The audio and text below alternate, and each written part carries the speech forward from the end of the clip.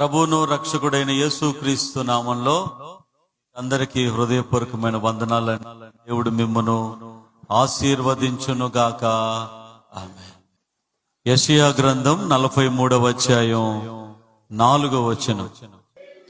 పరిశుద్ధ గ్రంథంలో ఏం రాయబడి ఉందంటే, దానియేలు నీవు బహుప్రియుడవు. అంటే దానియేలు దేవుని దృష్టిలో బహుప్రియుడుగా ఉన్నాడు. అంటే ఇష్టమైన వాడుగా ఉన్నాడు, ఇష్టమైన వాడుగా ఉన్నాడు, దేవునికి ఇష్టమైన వాడుగా ఉన్నాడు. కాబట్టి దానియేలుని దేవుడు ఏం చేశాడు? ఘనుడుగా చేశాడు. బబులోను సామ్రాజ్యం అంతటిలో, పారసీక మాదీయుల సామ్రాజ్యంలో దానియేలు, ఈ 2 సంస్థానాల్లో కూడా దానియేలు ఘనుడుగా ఉన్నాడు, ఘనుడుగా ఉన్నాడు. నెబుకద్నెజరు కాలంలో, అతని కుమారుడైన దర్యావేషు కాలంలో 2 సంస్థానాల్లో కూడా దానియేలు ఘనుడుగా ఉన్నాడు. మరి ఇంత గొప్ప ఘనుడుగా ఉండే భాగ్యం అతనికి ఎలా వచ్చిందంటే, దానియేలు మొదట దేవునికి ప్రియుడుగా ఉన్నాడు. ఆమేన్, హల్లెలూయా. పర్ఫెక్ట్ ఎగ్జాంపుల్ దానియేలు. నీవు బహుప్రియుడవు. కాబట్టి దానియేలుని దేవుడు ఏం చేశాడు? ఘనుడుగా చేశాడు. ఇప్పుడు మీరు చెప్పాలి, దానియేలు దేవుడికి ఎందుకు ప్రియుడయ్యాడు, బహుప్రియుడయ్యాడు? దానియేలు క్యారెక్టర్ అది, దానియేలు యొక్క ప్రవర్తన, దానియేలు యొక్క జీవితం, దానియేలు యొక్క నడవడిక, దానియేలు యొక్క భక్తి జీవితం, ప్రార్థనా జీవితం, సమర్పణతో కమిట్మెంట్తో కూడిన దానియేలు జీవితం, పరిశుద్ధతతో కూడిన దానియేలు జీవితం. అటువంటి దానియేలు జీవితాన్ని చూసి దేవుడు ఇష్టపడుతున్నాడు దానియేలుని. దానియేలు, నువ్వు నాకెంత ఇష్టమైన వాడివయ్యా, దానియేలు నువ్వు నాకెంత ప్రియమైన వాడివయ్యా అని దేవుడు మాట్లాడుతున్నాడు. ప్రియ సహోదరి, నువ్వు దేవుడికి ఇష్టడుగా, ప్రియమైన దానివిగా నువ్వు కూడా ఉన్నావా? ఒక్కసారి ఆలోచించుకోండి. ఇప్పుడు ఏదైనా ఒక క్లాస్ రూమ్లో టీచర్ సంవత్సరం పాటు విద్యార్థులకి చదువు చెప్తాడు, ఏదో ఒక సబ్జెక్ట్ చెప్తున్నప్పుడు అక్కడ ఒక 50 మంది పిల్లలు ఉన్నారనుకో, వాళ్ళల్లో 2 మాత్రం టీచర్ గారు బాగా ప్రేమిస్తాడు. వాళ్ళిద్దరిని బాగా అపురూపంగా చూసుకుంటాడు. నాకు ఇష్టమైన బిడ్డలు వీళ్ళు అంటాడు. ఎందుకని? వాళ్ళు టీచర్ గారి మాట శ్రద్ధగా వింటున్నారు, అల్లరి చేయరు, ఆగం చేయరు, అటు ఇటుగా ఉండరు, కష్టపడి చదువుకుంటారు, పద్ధతిగా వస్తారు, పద్ధతిగా ఉంటారు, జాగ్రత్తగా కూర్చుంటారు, టీచర్ గారిని గౌరవిస్తారు, విధేయతగా ఉంటారు, వినమ్రతగా ఉంటారు, లోబడతారు, కష్టపడి చదువుకుంటారు, మంచిగా ఉంటారు, అందరిలాగా అల్లరి ఆగం చేయరు.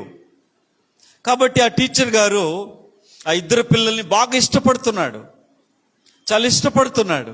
వాళ్ళిద్దరిని దగ్గరికి తీసుకొని, ఒరే మీరు ఇంకా బాగా చదువుకోండి, నేను మీకు తోడుగా ఉంటాను, మీకేం కావాలన్నా నేను చెప్తాను, బాగా మీరు అభివృద్ధిలోకి రావాలి, మంచి స్థితికి రావాలిరా, మీరు బాగుండాలిరా అని ఇంకా వాళ్ళకి కన్న బిడ్డల మాదిరిగా ఆ పిల్లలిద్దరిని ఆ టీచర్ గారు చాలా దగ్గరికి తీసుకుంటున్నాడు. ఎందుకని అంటే వాళ్ళ ప్రవర్తన, వాళ్ళ విధి విధానాలు అలా ఉన్నాయి, వాళ్ళ విధేయత అలా ఉంది, చక్కగా వాళ్ళు చదువుకుంటున్న విధానం అలా ఉంది. మరి ఈరోజు ఎన్ని సంవత్సరాల నుంచి మీరు దేవుని మందిరానికి వస్తున్నారు? ఎన్ని సంవత్సరాల నుంచి మీరు దేవుని దగ్గరికి వస్తున్నారు? ఎన్ని సంవత్సరాల నుంచి దేవుని నమ్ముకున్నారు? మీరు దేవునికి ప్రియులుగా ఉన్నారా? ప్రియమైన వారుగా ఉన్నారా? దేవునికి ఇష్టలుగా ఉన్నారా? మేము ఘనులు కావాలి, ఘనురాలు కావాలి, ఘనత కావాలి, మేము ఘనులం అవ్వాలి కోరుకుంటే సరిపోతుందా?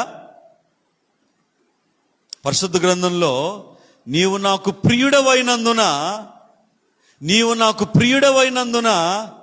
ఘనుడవైతివి. హల్లెలూయా, హల్లెలూయా.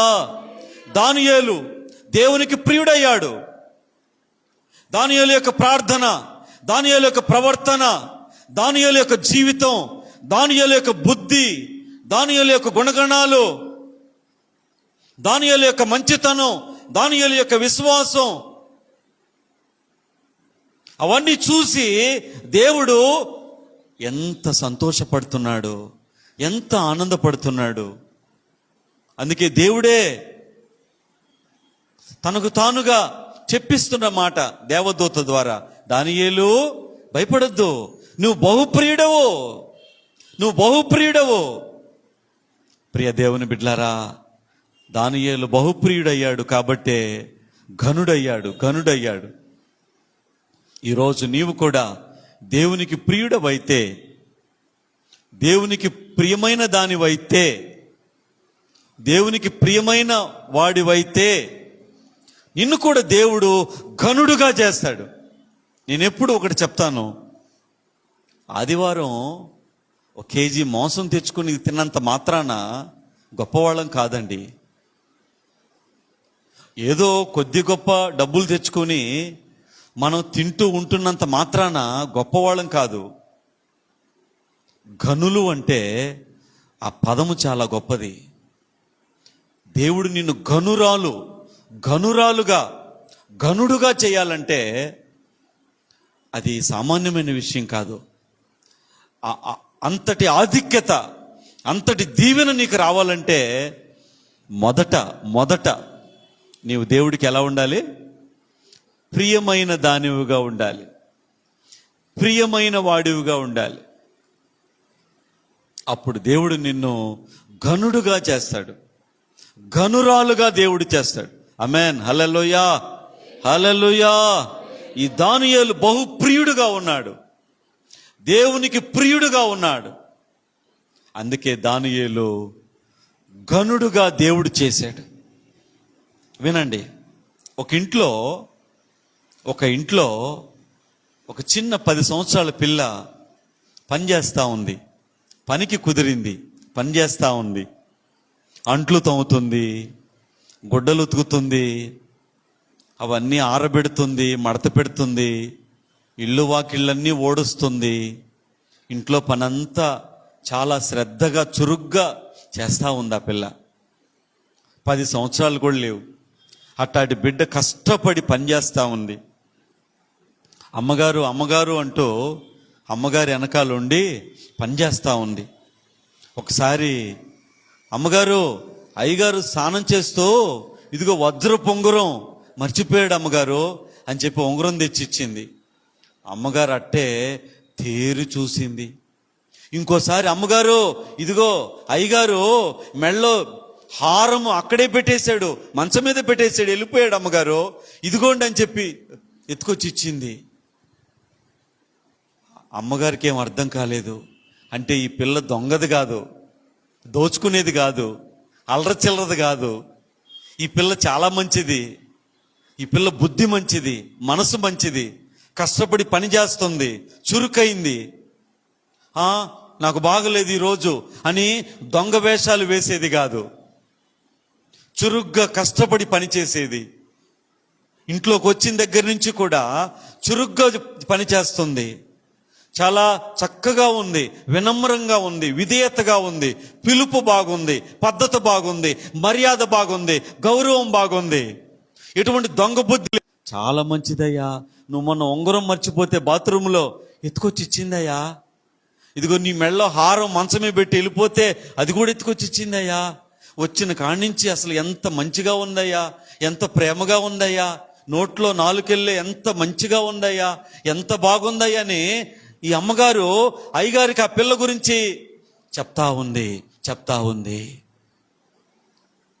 ప్రియ దేవుని బిడ్డలారా, కొద్ది రోజులకే ఆ ఇంట్లో ఆ పిల్ల వాళ్ళకి, నువ్వెన్ని సంవత్సరాల నుంచి దేవుణ్ణి నమ్ముకున్నావు, దేవునికి నువ్వు ప్రియమైన వాడవేనా, దేవునికి నువ్వు ప్రియమైన దానవేనా, దేవునికి ఇష్టమైన దానవేనా, దేవునికి ఇష్టమైన వాడువేనా? నేను చెప్పగలను, నే దేవుడికి ఇష్టమైన వాడిని. ఆమేన్. హల్లెలూయా, హల్లెలూయా. నేను దేవునికి ఇష్టమైన వాడిని. దేవుని కోసం ఉన్న ఊరిని, ఉన్న వాళ్ళని అందరిని వదులుకొని సమస్తం విడిచిపెట్టి, ఏమండి, నా యొక్క చదువును సమస్తాన్ని పక్కన పెట్టి దేవుని కోసం గత 30 ఏళ్ళుగా అమ్మగారికి ఇష్టమైనది అయిపోయింది, అయ్యగారికి ఇష్టమైనది అయిపోయింది. అమ్మగారు అయ్యగారు ఏమండి ఆ చిన్న పిల్లను చూడలేకుండా ఉంటున్నారు, చూడలేకుండా ఉండలేకపోతున్నారు. ఆ పిల్ల బానిస పిల్ల, వాళ్ళకి పుట్టిన పిల్ల కూడా కాదు, స్లేవ్ గర్ల్, బానిస పిల్ల. డబ్బు ఇచ్చి కొని తెచ్చుకున్నారు. ఒక బానిస పిల్లని వాళ్ళు చూడలేకుండా ఉండలేకపోతున్నారు. అంటే ఎంత ప్రేమిస్తున్నారు ఆ పిల్లని. ఎందుకంటే ఆ పిల్ల అంత నమ్మకంగా ఉంది, అంత జాగ్రత్తగా ఉంది, అంత భయంగా ఉంది, భక్తిగా ఉంది, విశ్వాసంగా ఉంది, చురుగ్గా ఉంది. దొంగ బుద్ధి లేదు, చెడ్డ బుద్ధి లేదు, ఏమండి ఎటువంటి వేషం లేదు, చాలా మంచిగా ఉంది. కాబట్టి ఆ పిల్లని వాళ్ళు అంతా ప్రేమిస్తున్నారు. ఒకసారి ఏమైందంటే, ఇప్పుడు వినండి, ఒకసారి ఏమైందంటే ఆ పిల్ల అమ్మగారి దగ్గరికి వచ్చి, అమ్మగారు మీకు మాట చెప్పాలనుకుంటున్నాను. ఏంటమ్మా, ఏంటది? మా ఊర్లో ఒక దైవజనుడు ఉన్నాడు. ఆమెను చెప్పండి. మా ఊర్లో ఒక దైవజనుడు ఉన్నాడు. మా ఊర్లో ఒక దైవజనుడు ఉన్నాడు. మన అయ్యగారు ఆయన దగ్గరికి పోతే ఆయన జబ్బు పోతుంది. ఆమెను చెప్పండి. ప్రియులారా, బాగా వినండి, బాగా వినండి.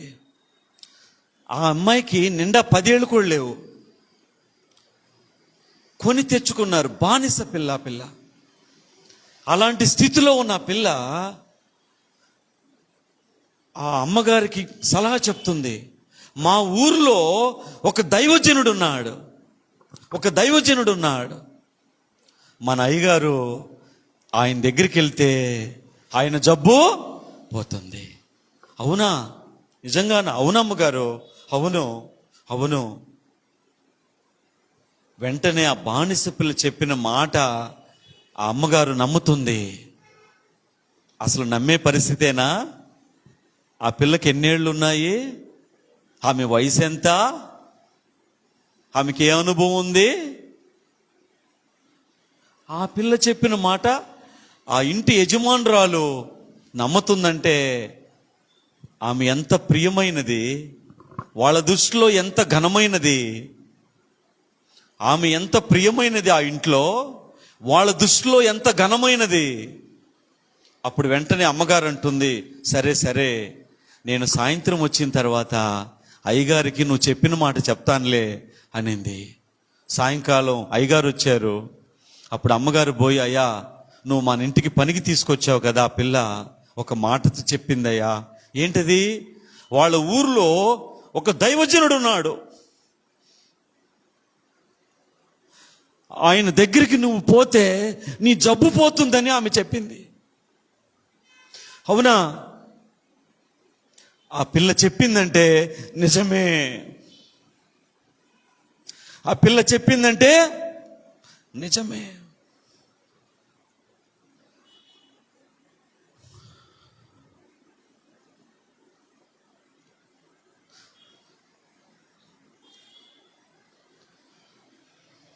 ప్రియ దేవుని బిడ్లారా, హౌ ఈజ్ యువర్ క్యారెక్టర్?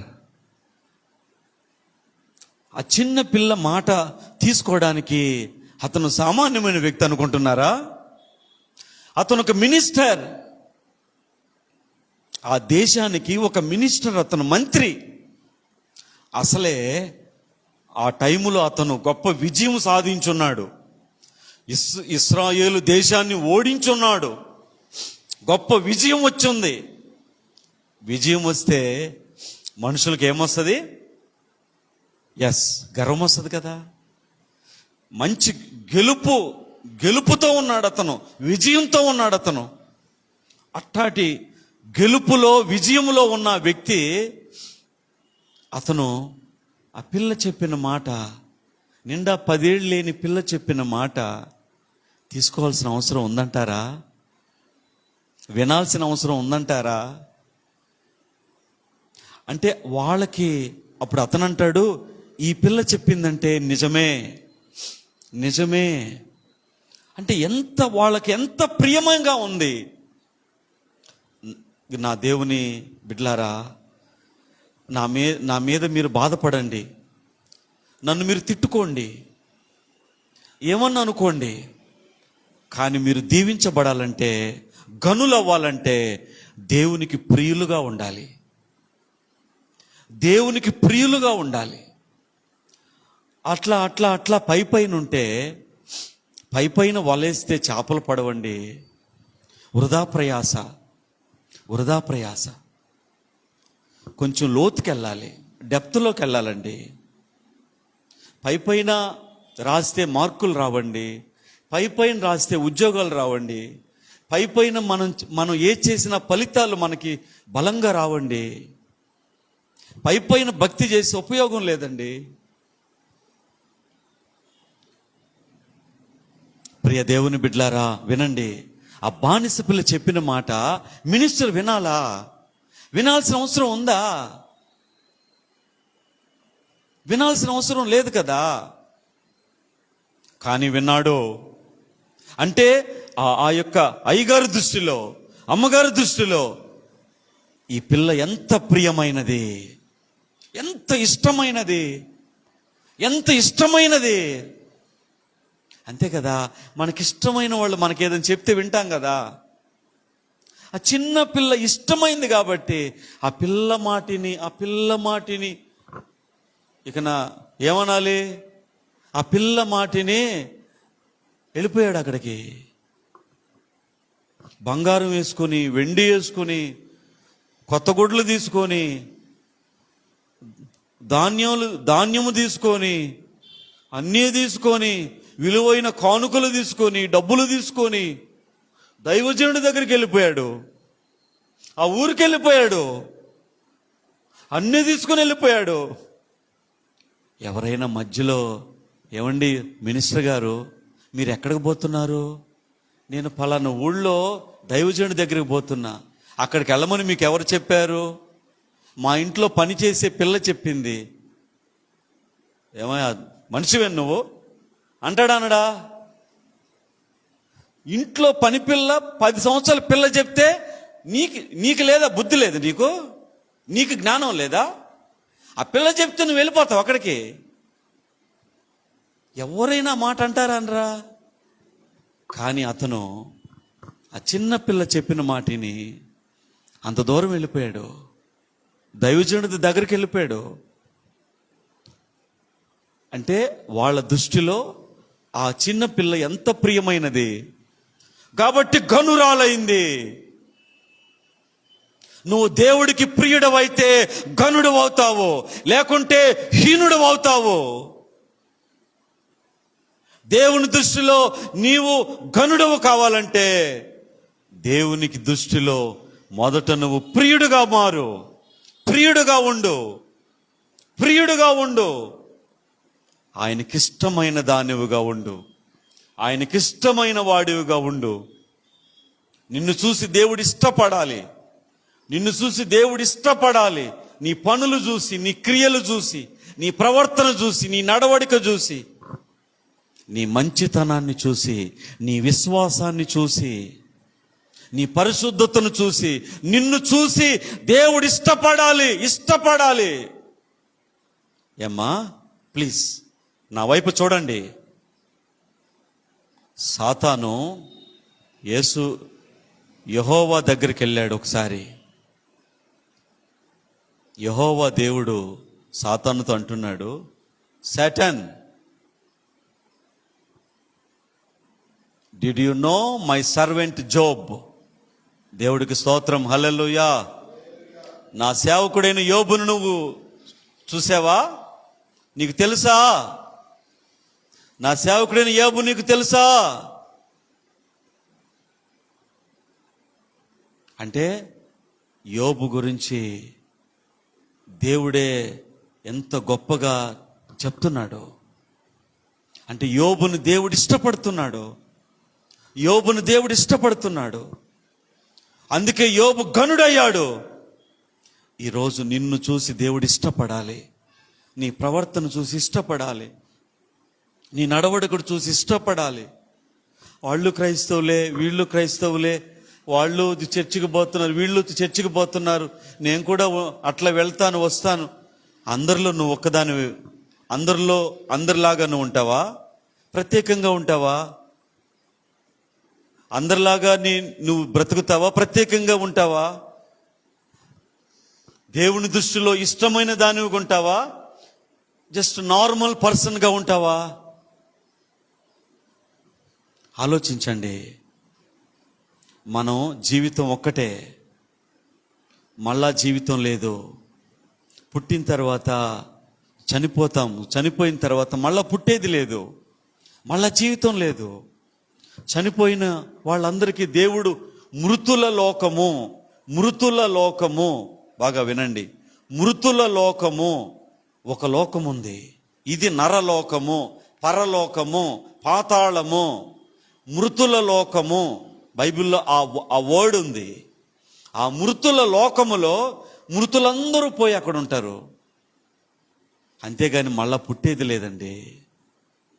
జెనెటిక్గా ఆ యొక్క బ్లడ్, ఆ యొక్క హార్మోన్స్, ఆ జెనెటిక్గా కొన్ని ముక్కులు మొఖాలు రూపాలు వస్తాయి, కానీ మనం తిరిగి పుట్టేది లేదండి. ఈ ఒక్క జీవితాన్ని దేవుడికి ఇష్టడుగా బతకాలి. అది నా ఆవేదన. దేవుడికి ఇష్టడుగా బతుకో. ఇంతవరకు ఎట్ట జీవించావో దాన్ని మర్చిపో, దాన్ని వదిలేసే. ఇక మీదట ఆయనకి ఇష్టరాలుగా బతుకో, ఆయనకి ఇష్టడుగా బతుకో. దేవుడు నిన్ను గనురాలుగా ఆయన చేస్తాడు. ఆమెను చెప్పు. దేవుడు నిన్ను గనురాలుగా ఆయన చేస్తాడు, గనుడుగా ఆయన చేస్తాడు. నేను మళ్ళీ చెప్తున్నాను, గనుడు అవ్వడం అంటే ఆదివారం కేజీ చికెన్ తెచ్చుకుని వండుకోవడం కాదు. గనుడు అవ్వడం అంటే ఏదో కొద్దో గొప్ప 4 రూపాయలు సంపాదించుకుని ఈ లోకంలో బతకడం కాదు. ఘనుడు అనే మాట గొప్ప మాట, అది గొప్ప మాట. అది అటువంటి ఘనుడుగా, ఘనురాలుగా దేవుడు నిన్ను చేయాలంటే నువ్వు దేవుడికి ప్రియుడుగా ఉండాలి. ఆ బానిస పిల్ల, చిన్న పిల్ల, 10 సంవత్సరాలు లేని పిల్ల, వాళ్ళ దృష్టిలో చాలా ప్రియమైపోయింది. ప్రియమైపోయింది. ఇప్పుడు ఏదైనా బంగారు ఎక్కడంటే అక్కడ మీరు పడేస్తారా? అది ప్రియమైనది. ఏదైనా విలువైన వజ్రము ఎక్కడంటే అక్కడ పెట్టేస్తారా? అది ప్రియమైనది. దాన్ని మంచి కాటన్లో పెట్టి చాలా భద్రం చేస్తారు కదా. ఆ విధంగా దేవుని దృష్టిలో మీరు ప్రియముగా ఉండాలి, ప్రియమైన దానివిగా ఉండాలి, ప్రియమైన వాడువుగా ఉండాలి. అప్పుడు దేవుడు నీకు రిటర్న్ గిఫ్ట్ ఏమిస్తాడంటే నిన్ను ఘనుడుగా చేస్తాడు, ఘనురాలుగా దేవుడు చేస్తాడు. ఆమె, ఆ చిన్నపిల్ల వాళ్ళ దృష్టిలో చాలా ప్రియమైనదిగా ఉంది. కారణం ఆమె ప్రవర్తన, ఆమె నడవడిక, ఆమె మంచితనం, ఆమె మాట తీరు. ఎటువంటి దొంగతనం, దొంగ బుద్ధి ఆ బిడ్డకు లేదు. చాలా మంచి బిడ్డ. అందుకనే కొద్ది నెలల్లోనే ఆ బిడ్డ వాళ్ళకి అసలు చాలా ప్రియమైనదిగా మారిపోయింది. అందుకే ఆ బిడ్డ చెప్పిన మాటిని వాళ్ళంత దూరం వెళ్ళారు. అంటే ఎంత ఘనత ఇచ్చారు ఆ బిడ్డకి.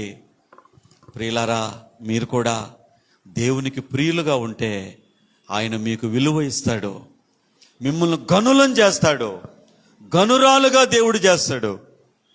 చివరికి ఒక మాట చూపిస్తా. రోమాపత్రిక 16వ అధ్యాయం 12వ వచనం. రోమాపత్రిక 16వ అధ్యాయం 12వ వచనం.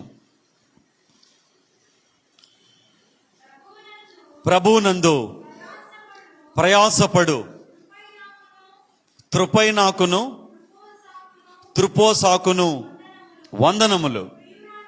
ప్రియురాలగు పెర్సిస్సునకు వందనములు. ఆమె ప్రభువునందు బహుగా ప్రయాసపడెను. దేవుడికి స్తోత్రం, హల్లెలూయా. ప్రభువునందు బహుగా ప్రయాసపడిందంట. ఎవరు? పెర్సిస్సు. ఈ పెర్సిస్సు అనే ఆమె ప్రియమైనది. ఈ పెర్సిస్సు అనే ఆమె ప్రియమైనది. దైవజనుడైన పౌలు పెర్సిస్సు గురించి మాట్లాడుతూ ఈమె చాలా ప్రియమైనది. కారణం, ఈమె సంఘంలో చాలా ప్రయాసపడింది, బహుగా ప్రయాసపడింది, సేవలో ప్రయాసపడింది. ప్రియ సహోదరి, సహోదరుడా, నువ్వు దేవుడికి ప్రియుడిగా అవ్వాలంటే నువ్వు దేవుని కోసం ఏం చేయాలి? చెప్పండి, ఏం చేయాలి? ప్రయాసపడాలి. దేవుని కోసం కష్టపడాలి, దేవుని కోసం ప్రయాసపడాలి, దేవుని కోసం ప్రయాసపడాలి. ఈమె ప్రయాసపడింది. ఈ పెర్సిస్సుకి ప్రియురాలగు పెర్సిస్సు. మీరు తప్పుగా అర్థం చేసుకోమాకండి. దైవజనుడు ఆమె గురించి రాస్తున్నాడు. ప్రియురాలు అంటే వేరే అర్థం కాదు. నాకిష్టమైన బిడ్డ పెర్సిస్సు, ఆమెకు నా వందనాలు. ఆమె సేవలో బహుగా ప్రయాసపడింది. ఈరోజు సేవలో ప్రయాసపడే వాళ్ళు ఎంతమంది? సేవలో పరిగెత్తే వాళ్ళు ఎంతమంది? సేవలో సహకరించే వాళ్ళు ఎంతమంది? సేవలో ముందుకు సాగే వాళ్ళు ఎంతమంది? సేవలో వెన్నుదన్నుగా నిలిచే వాళ్ళు ఎంతమంది? సంఘం కోసం నిలబడే వాళ్ళు ఎంతమంది? సంఘం గురించి ఆలోచించే వాళ్ళు ఎంతమంది? దైవజనుని గురించి ఆలోచించే వాళ్ళు ఎంతమంది? పరిచర్య గురించి ఆలోచించే వాళ్ళు ఎంతమంది? ప్రయాసపడే వాళ్ళు ఎంతమంది? బాధ్యత తీసుకునే వాళ్ళు ఎంతమంది? బాధ్యత నుండి తప్పించుకునే వాళ్ళు ఎంతమంది? కాడికి భుజమెత్తే వాళ్ళు ఎంతమంది? కాడిలోంచి భుజము తప్పించుకునే వాళ్ళు ఎంతమంది? ప్రియ దేవుని బిడ్డలారా, నువ్వు దేవునికి ప్రియమైన దానివిగా ఉండాలంటే నువ్వు దేవుని సేవలో బహుగా ప్రయాసపడాలి. దేవుని సేవలో బహుగా ప్రయాసపడాలి. మరొకసారి లాస్ట్ లైన్ చదువమ్మా. లాస్ట్ లైన్ 16వ అధ్యాయము రోమపత్రిక 12వ అధ్యాయం లాస్ట్ లైన్. ఆమె ప్రభువునందు, ప్రియమైన అక్క చెల్లెములు, ప్రభువునందు ప్రయాసపడండి, ప్రభువునందు పరిగెత్తండి, ప్రభువు కోసం ప్రయాసపడండి. అప్పుడు దేవుడి దృష్టిలో నీవు ప్రియమైన దానివిగా ఉంటావు, ఇష్టమైన దానివిగా ఉంటావు. దేవుడు నిన్ను చూసి ఇష్టపడతాడు. ఈమె ప్రభువునందు బహుగా ప్రయాసపడింది. నువ్వు కూడా ప్రభువునందు ప్రయాసపడు. బంధువుల కోసం ప్రయాసపడితే 10 రోజులు పెట్టినంతకాలం పెట్టినట్టే 11వ రోజు నువ్వేం పెట్టావని అడుగుతారు. లోకం కోసం ప్రయాసపడద్దు. చనిపోతే ఏమి తీసుకెళ్ళలేము. దేవుని కోసం ప్రయాసపడు, సంఘం కోసం ప్రయాసపడు, పరిచర్య కోసం ప్రయాసపడు. అప్పుడు దేవుడి దృష్టిలో నువ్వు ప్రియమైన దానివిగా మారుతావు, ప్రియుడుగా మారుతావు. నాకిష్టమైన వాడు, నాకిష్టమైనది అంటాడు. అప్పుడు ఎప్పుడైతే దేవుడికి ప్రియుడుగా మారతారో రిటర్న్ గిఫ్ట్ మీరు గనులవుతారు. అతడు నాకు ప్రియుడైనందున, నీవు నాకు ప్రియుడవైనందున గనుడవైతివి. ఈరోజు మూలవాక్యం అది. నీవు నాకు ప్రియుడవైనందున నీవు గనుడవైతివి. నీవు గనుడవు కావాలంటే, గనురాలు కావాలంటే నువ్వు మొదట దేవుడికి ప్రియుడుగా బతకండి. మీరు బతకండి. దానియేలు దేవుడికి ఎలా ప్రియుడయ్యాడో, ఆ బానిస పిల్ల ఆ అమ్మగారికి అయ్యగారికి ఎలా ప్రియమైనది అయిందో, ఈ పెర్సిస్సు దైవజనుడైన పౌలుకి ఎలా ప్రియమైనది అయిందో, మీరు దేవునికి ఎలా ప్రియమైన వారు అవుతారో ఒక్కసారి ఆలోచించుకోండి. మీరు దేవుని దృష్టిలో ప్రియులుగా ఉండండి. ఆ విధంగా మీ ప్రవర్తనని, మీ నడవడికని, మీ విశ్వాసాన్ని, మీ మంచితనాన్ని, మీ కమిట్మెంట్ని జాగ్రత్త చేసుకోండి. ఏదో అందరిలాగా నేను చర్చికి వెళ్తాను, అందరిలాగా నేను ఏదో ప్రార్థన చేస్తాను, వస్తాను, అందరిలాగా ఉంటానంటే ఈ వాక్యం నీకు అవసరం లేదు. నువ్వు ఘనురాలు కావాలంటే, నువ్వు ఘనుడవు కావాలంటే ఈ వాక్యం నీకు అవసరం. దేవునికి స్తోత్రం. హల్లెలూయా, హల్లెలూయా. చివరిగా కొరింథీయులకు రాసిన మొదటి పత్రికలో ఒక వ్యక్తి ఉన్నాడు. అతను ప్రియమైన వాడంట. కొరింథీయులకు రాసిన మొదటి పత్రికలో ఒక వ్యక్తి ఉన్నాడు. అతను ప్రియమైన వాడు. దేవునికి స్తోత్రం కలుగును గాక.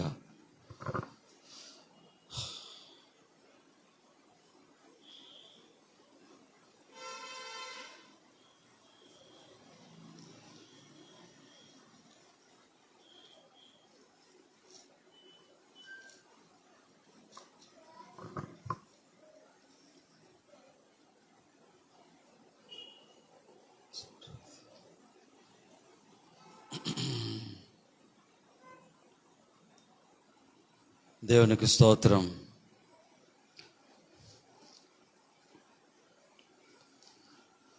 హల్లెలూయా. దేవునికి స్తోత్రం కలుగునుగాక.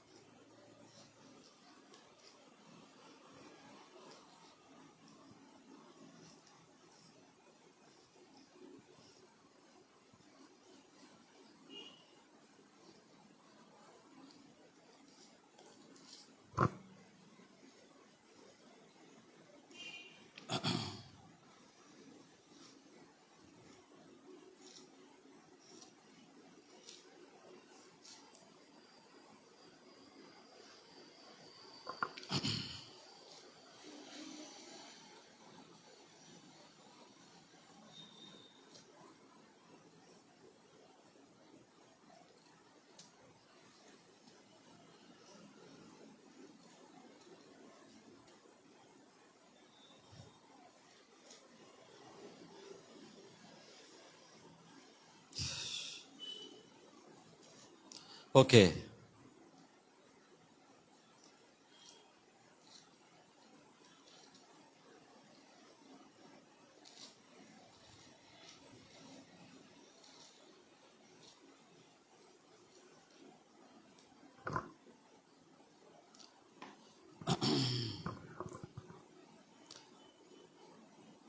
దేవుని స్తోత్రం కలుగునుగాక. హల్లెలూయా.